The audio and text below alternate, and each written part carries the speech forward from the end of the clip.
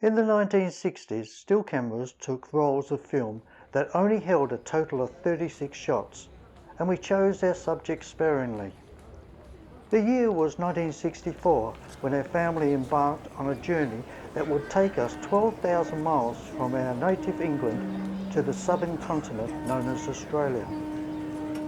The dock workers slipped the moorings and the vessel edged away from the dock and into the busy shipping lanes of the English Channel. As we left Southampton, the ship's loudspeaker played "Now is the Hour" by Vera Lynn, a song that is guaranteed to bring a tear to anybody farewelling a loved one. And there were a lot of emotional passengers on our ship, the Castel Felice. It was a time when many vessels ferried people away from the shores of Mother England to the colonies on the far side of the globe.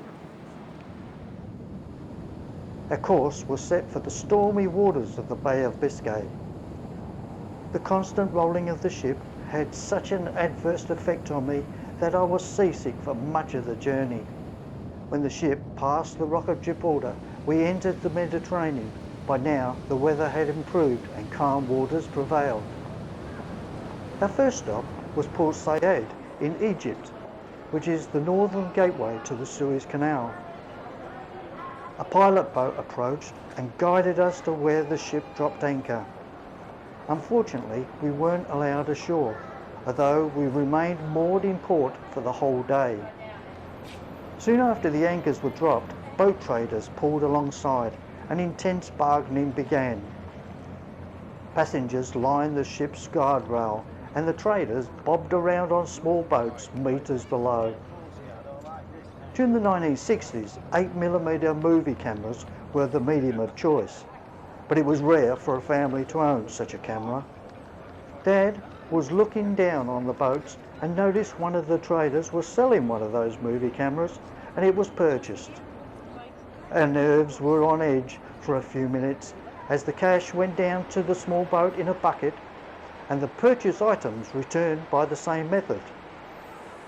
He later bought a 4-minute roll of Kodak movie film from the ship's gift shop and sparingly started recording our journey. The following morning, a slow journey began through the Suez Canal, which connects the Mediterranean to the Red Sea. Construction of the canal began in 1859 and was completed 10 years later. The canal officially opened on the 17th of November 1869. As mentioned earlier, the waterway extends from the northern terminus of Port Said and terminates at the city of SUEZ. The canal's length is around 193 kilometres, including its northern and southern access channels. The original canal featured a single-lane waterway with passing locations in the Balar Bypass and the Great Bitter Lake. The canal was always the property of the Egyptian government, but it was the European shareholders, mostly British and French, that owned the company that operated the waterway until July 1956. In 2014, the Egyptian government began construction to expand and widen the Balar Bypass for 35 kilometres. At the southern end of the canal, we entered the Red Sea, which is around 2,250 kilometres long. At its widest point, the Red Sea measures 355 kilometres. It has an average depth of 490 metres and a maximum depth of just over 3,000 metres. Its surface area covers just over 400,000 square kilometres. At the southern end, we entered into the Gulf of Aden and berthed at the Yemen port of Aden. For the first time, we were able to disembark and place our weary sea legs on the hot but solid soil of Aden. Our family hired a taxi and we spent a full day sightseeing. The driver took us up into the surrounding hills and we got a commanding view of the port.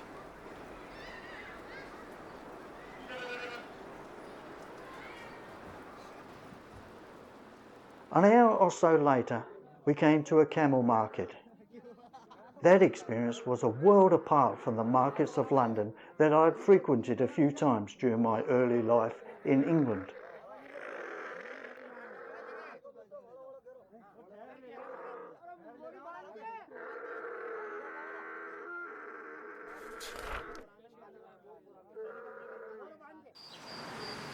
Towards the end of the day, we visited Queen Victoria Park, which is an oasis not far from the coast.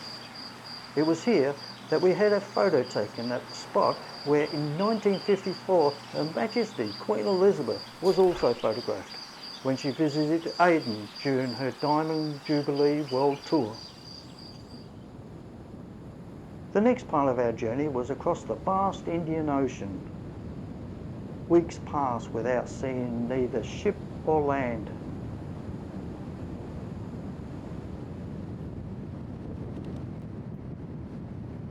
Life on board was relaxing, especially for my sister and I. On more than one occasion we were allowed to swim in the ship's swimming pool.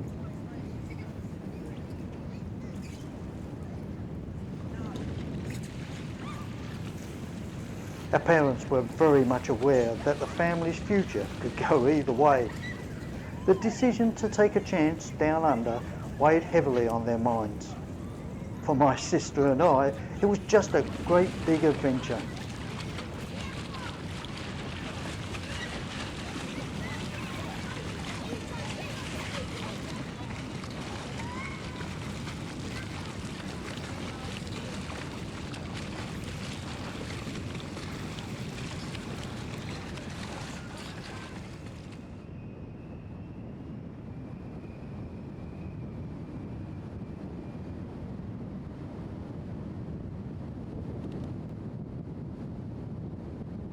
It was in the Indian Ocean that an early morning smell became familiar to all that spent time on the stern deck near the swimming pool. The fragrance of newly cooked bread filled the air as passengers stood watching the wake of the ship.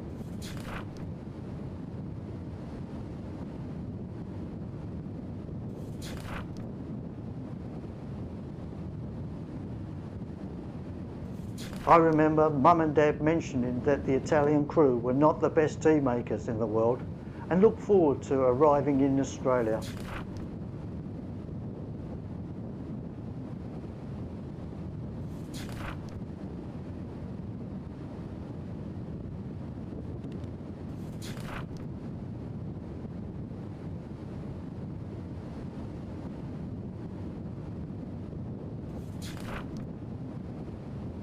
We were a thankful bunch of new chums when land appeared on the horizon, indicating that our journey to Australia was nearly over. We first set foot on Australian soil in Fremantle, the largest port on the continent's western coast. An Australian taxi driver showed us the sights of the city. The botanical gardens and the zoo were most impressive. As time on shore went by, Dad also wanted to taste the local brew. To this day, we don't know if he was given a pony or a glass. Dad, who was used to drinking pints, thought the size of the container was a joke and finished the beer before he could fully appreciate the amber liquid. A habit of the English was to tip cabbies for their services. Dad was quickly informed of the local customs, which did not include tipping. In the words of the cabbie, "Don't start that habit in this country, mate." We left Fremantle the next day and headed around the southern coast of Western Australia into the Great Australian Bight. It took 2 days to travel to our final destination, where we entered through the notorious rip into the sheltered waters of Port Phillip Bay.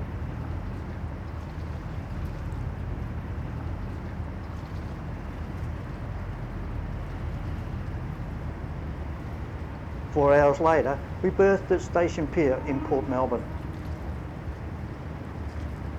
Waiting at the dockside were friends of my parents, They had sponsored our family with a promise of work for Dad.